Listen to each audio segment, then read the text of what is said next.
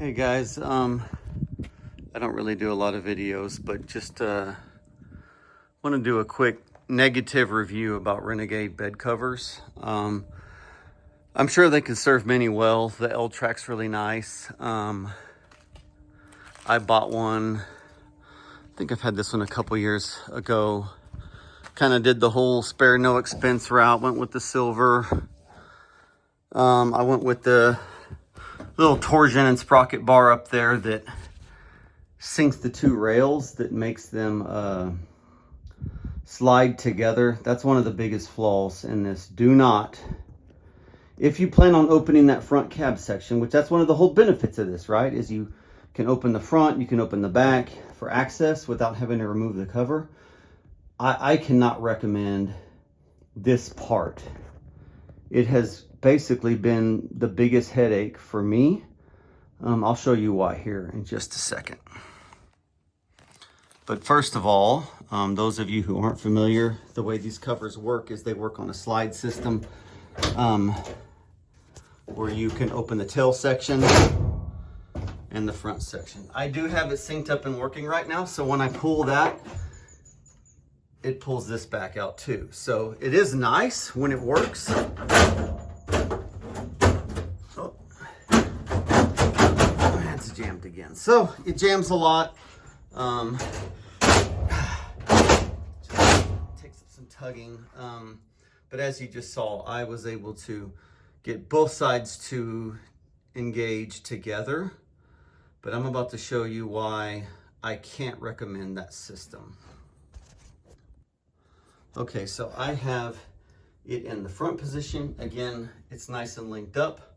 I'm gonna walk around and open the front section now. So it's a little weird for me because I have the headache rack, which again, there's some other flaws in this you guys need to know about. They're doing a better job at advertising that flaw now and offering a kit, but when I bought it, they did not offer that kit. I purchased this thinking it could handle a 1,600 pound load, like my kid's little Ranger 150. Only to see later on their website without any contact from them that, oh no, please don't do that. Actually, you need this tie down kit to keep the bed top from sliding.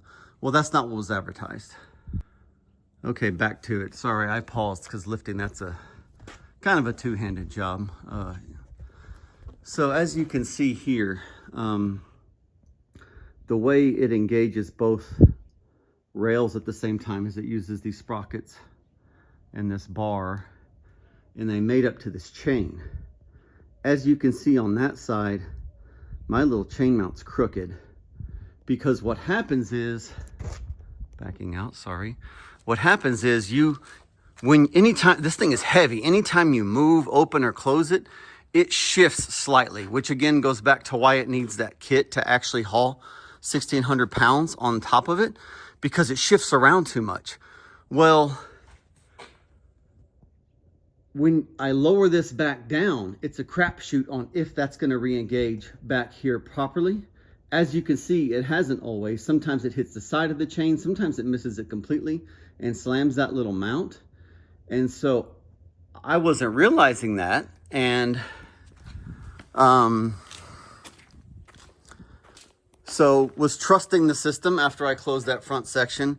And one thing Renegade does do a good job at explaining is please make sure that if you're going to close it back, that both of these are in front open. Well, my bad, but when I pulled this back last time, or when I set it forward, I thought that both would engage, you know, and this is after the piece is down. Obviously, they're not going to both engage if it's up like this because it's off. But this is after I had it back down. I thought it was all synced up, and bent some of my middle and back pins, which is a nightmare. I called them just asking for some help. I even am happy to like disassemble this thing and reassemble it and put new slide bars in, but they weren't really interested in that. They just kind of gave me instructions on how to bend it back, which I had already figured that out. So it works, but it's a bit of a fight now. So anyway, all that being said, I'm super disappointed. This was $3,000+ of bed cover. It is super heavy duty, but if you want to get it, just know I can't recommend. Well, another thing about the customer service is I just asked for maybe like a second locking pin, because I'm going to rip these chains and sprockets out. They're just going to screw up again. But the problem now is this second slide. I just asked for another pin from them.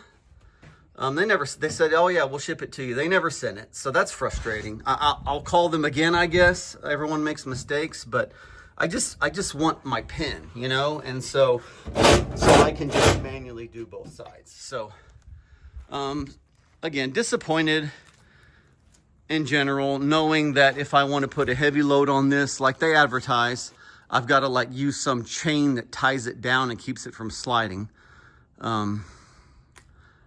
And then I just don't do it, guys. Like, pull both levers separately.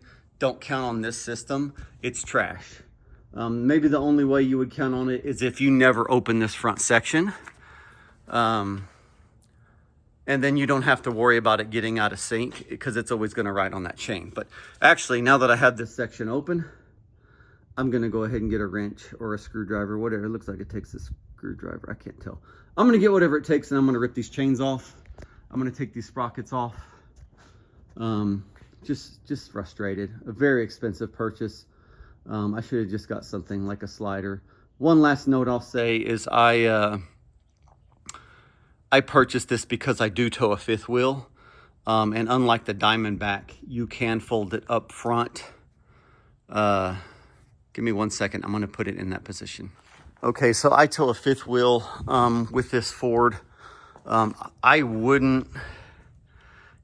don't know what a short bed looks like. This is a long bed, but this thing is pretty tall, and that's fine. I can tow it because I don't have a full profile fifth wheel. I've got this little Dutchman over here, and it's kind of, as you can see, it's kind of cut out for a short bed. So I do okay with it, but just kind of another thing that was frustrating when I got it was they promised this little tether.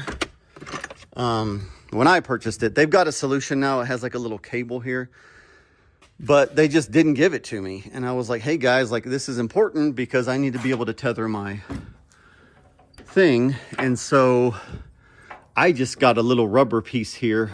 It's kind of like a rubber zip tie. I'll probably eventually replace that with either like a metal zip tie or something, or two. But this does pretty good for now. It actually came with my kid's go-kart to tie back some of the wiring, but it's pretty sturdy. But I guess overall, that's kind of the vibe I get from these guys. They seem like a bunch of good guys, but they're kind of trying to adjust for the design flaws. And I just, again, like I've asked for help a couple times. I just asked them to send me another pin so I can get rid of this sprocket system, and they haven't. So I'll call them back and pester them until they send me one. But it's just, I'm not happy with it. And the only things I can find on, hang on a sec.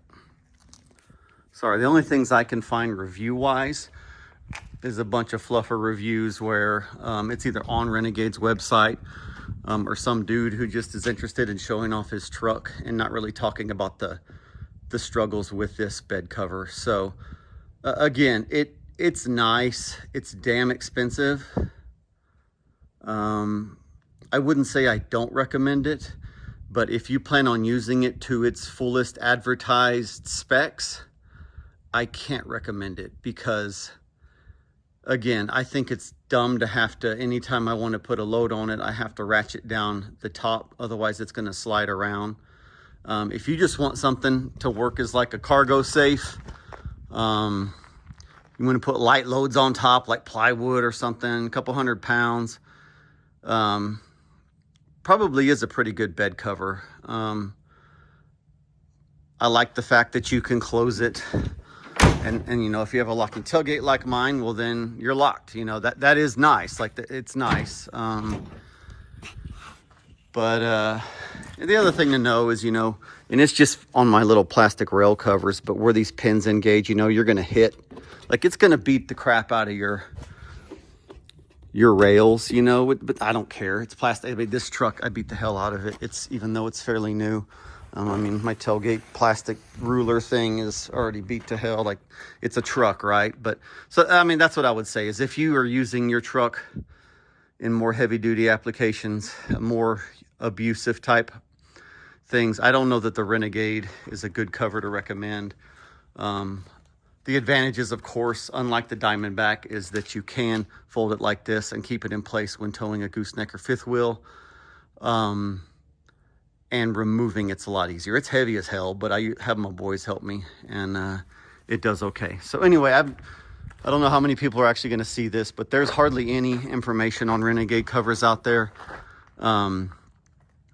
This is what I've got as someone who's not affiliated with them, or doesn't do a lot of reviews. So I figured I'd get this out there, and anyone shopping Renegade just needs to know the drawbacks. Again, they seem like good guys. I think they're having to learn how to fix some of their design issues as they go. The L-Track's super nice, especially for me. I built a Sprinter van out, and a lot of the shelving and hanging baskets are L-Track as well, so I have tons of L-Track accessories. So there are some nice benefits to these Renegade covers. But again, I've said it, I'll say it again. I cannot recommend it if you plan on using it to the fullest specs, you know, the 1,600 pounds on top, the double actuating handles, you want to open the front frequently because maybe you're keeping a toolbox up there or something. I can't recommend it.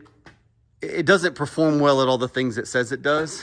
It does pretty good at a lot of the things. And I don't know that there's anything else out there that can compare to this. But don't be fooled by the pie in the sky. This does everything, and it does it amazingly, because it doesn't. So anyway, if you have any questions, drop them in the comments. Literally like my first or second video ever. So we'll see how much traction this gets. Thanks, guys.